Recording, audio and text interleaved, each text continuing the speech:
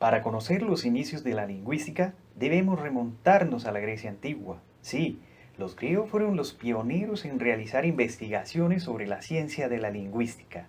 Ellos, a través de sus diálogos filosóficos, iniciaron un estudio para descubrir el origen de la lengua. Tal es el caso de Crátilo, Hermógenes y Sócrates. Es el primer apunte de un dilatado debate sobre la naturaleza del lenguaje.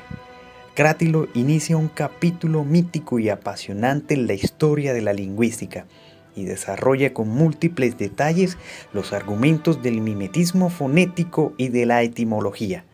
Sin embargo, el debate no lleva a ninguna conclusión, claro, sobre la pregunta de la precisión de los nombres, y los participantes se despiden con el acuerdo de continuar la indagación por otras vías.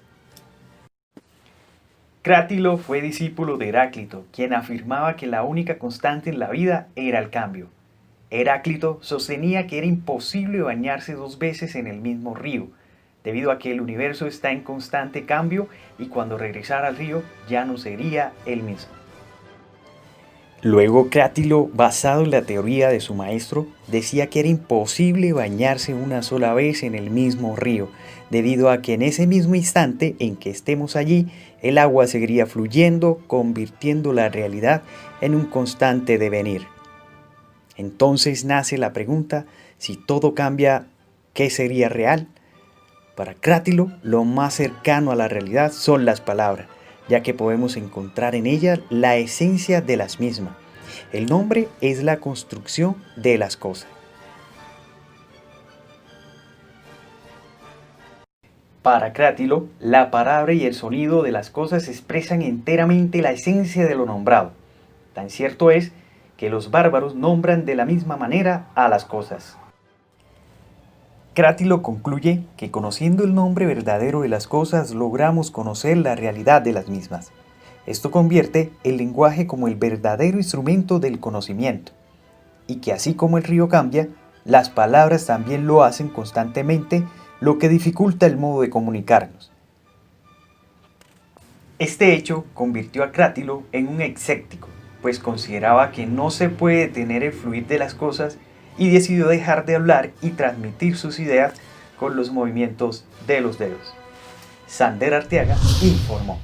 Como nos lo mencionaba Sander, Platón en sus diálogos Crátilo parece inclinarse por la tesis naturalista, donde el problema de la relación entre las palabras y las cosas es el primero, y, por sus implicaciones filosóficas, el más importante que el pensamiento antiguo se planteó en relación con el lenguaje. Todo esto se relaciona, dado lo que el autor plantea con las doctrinas estoicas, que distinguen entre un significante y un significado, que se identifica con el lectón, que es el significado de un signo revelado por el sonido y retenido por el pensamiento.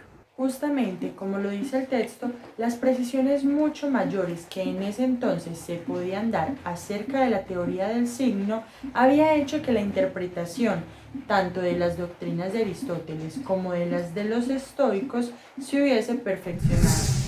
Bueno, ¿y qué quiere decir eso? Pues les cuento que cuando hablamos del lectón, hacemos referencia a un procedente de la teoría semiótica estoica, que, como les mencioné, es un decible, es decir, aquello que tiene la posibilidad de pensarse, decirse, razonarse e inclusive ordenarse. En fin, en general todas aquellas actividades que quepan dentro del amplio campo de la semántica, la cual distingue 3 elementos que están conectados entre sí. Hola, les voy a hablar de la teoría del signo y del autor Gorgias, que fue un filósofo griego nacido en los 487 a.C. en Lentini, Sicilia. Vivió 108 años, lo acompañó una merecida fama de dialéctico, capaz de desarrollar razonamientos aplastantes para sostener opiniones.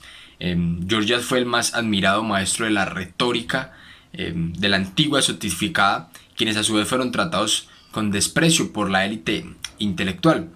Los rasgos característicos de la figura de Gorgias se encuentran fundidos en el diálogo platónico que se titula justamente con su nombre Gorgias. El prestigio de Georgias como padre de la retórica se basaba en el hecho de que fue el primer teorizador de las reglas del buen escritor. Uno de sus aportes más relevantes ha sido la teoría del signo. Sin embargo, en la historia de la lingüística, las ideas de los sofistas no resultan de mucho interés para los modernos. No obstante, a las cosas importantes que Georgias pudo y puede aportar no han sido muy citadas en las obras modernas. Esta teoría está en dependencia respecto a la polémica presocrática sobre si el signo es por naturaleza o por convención, en donde se centra a Platón y obviamente también a Aristóteles. Es claro que para Platón las ideas se expresan por nombres, que es la idea del bien, y puede decirse que existen en él creencias firmes de que las palabras corresponden a las ideas. Son por ello un instrumento de enseñanza y de clasificación. Ahora bien, si la realidad se organiza en dicotomías escalonadas, las palabras también en los campos semánticos platónicos, donde no hay más contradicciones que las binarias, y de esta manera afirma que cada idea es unitaria por su propia naturaleza. Es inequívoco que cada palabra tiene un significado unitario. Juntamente existe una dicotomía, de un lado están las cosas y acciones con una organización propia y siendo objetivos, y de otro está el nombre. Con Aristóteles las cosas no son muy diferentes. Existe la misma dicotomía de cosa y nombre, la misma unicidad de los conceptos, el mismo dar por supuesto, distinguido claramente dentro del nombre, entre forma fónica y su significación, al señalar su relación por una convención tradicional e insistir en su función de signo, de significar una cosa existente o no, esta puede ser solo pensada. Georgias nos ofrece una teoría del signo lingüístico donde lo pensado representa una realidad subyacente que a su vez es diferente del ser. Esta figura fue aún más lejos y señaló que los logos es un gran muy poderoso que cumple obras maravillosas de persuasión. Existe una referencia del signo al objeto y otra al sujeto, en la que los logos debe ser conveniente a los oyentes y así puede ejercer una persuasión. Debido a la arbitrariedad del lenguaje, es claro que el significado puede ser distinto para otros grupos de personas, debido que a eso hay que tenerlo en cuenta para que se pueda lograr un lenguaje significativo, donde nos hagamos entender.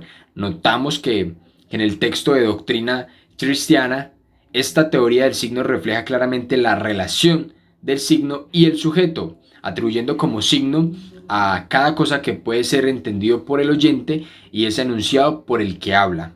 Es fundamental destacar la importancia del signo como distintivo, no solo de la cosa, sino también de un pensamiento, a lo que nosotros llamaríamos significado, de los factores dependientes de la existencia de un emisor y de un receptor. Incluso el descubrimiento de la función impresiva es sobre el lenguaje. Georgias deja constancia de que muchas cosas son captables por la vista y el oído, es decir, por los sentidos. Por lo tanto, para Platón es su verdadera y única realidad, un primitivismo materialista, y es lo que piensan algunos, pero en realidad lo que sucede es que la realidad está de un lado y los contenidos del pensamiento de otro. Son dos planos diferentes. La vista y el oído captan las cosas, mientras que el pensamiento capta los objetos del pensamiento. Georgias desarrolla así, según suele reconocerse, ideas de Empédocles sobre la especialización de los órganos de los sentidos, y de ningún modo afirma que la sensación sea la única vía de conocimiento, sino todo lo contrario. Con esto validamos que la comunicación es mediante el logos, que es una cosa distinta del ser. Lo que hemos visto u oído no es comunicable con este logos, pero es propio al mismo tiempo de aquello que comunican las palabras o el lenguaje. Es decir, comunica un logos en donde por un órgano es captado lo visible, por otro logos es a su vez la palabra comunicada. La diferencia es que al ser dicho, el logos se convierte en instrumento de comunicación, en palabra o en un lenguaje.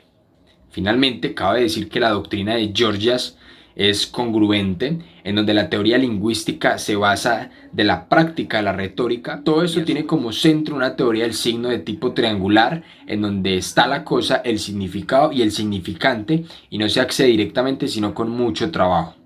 Luego hay que prestar atención al receptor e implícitamente al emisor, y solo atendiendo a estos factores se puede dar el signo en un sentido próximo a la verdad. Eso ha sido todo en cuanto a teoría del signo y nuestra exposición en lingüística del texto. Muchas gracias.